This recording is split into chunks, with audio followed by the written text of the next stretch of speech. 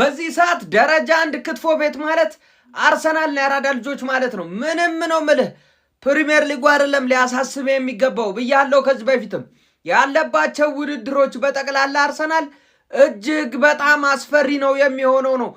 የቡድን ዴብዝ ማለት ይሄ ነው። ጥራት ያለው ዴብዝ በቃልኩ እኮ ደረጃ አንድ ክትፎ ቤት አርሰናል፣ ሌላ ጥያቄ የለውም።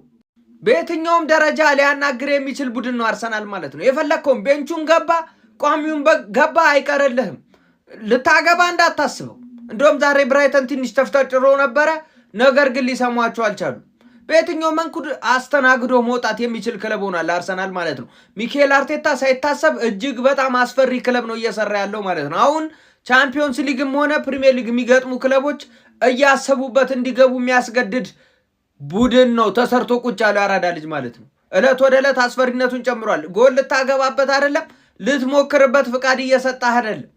ብራይተን ሞክራለሁ ብሎ አሰበ፣ ሳካ ገባ፣ አሳካ ብሎ ወጣል ያራዳ ልጅ። ምንም ሌላ ነገር ውስጥ አይገባም። መሮታል አርሰናል ያራዳ ልጅ። የሚገባበትን ያገኘውን ሁሉ እምሽክ ነው።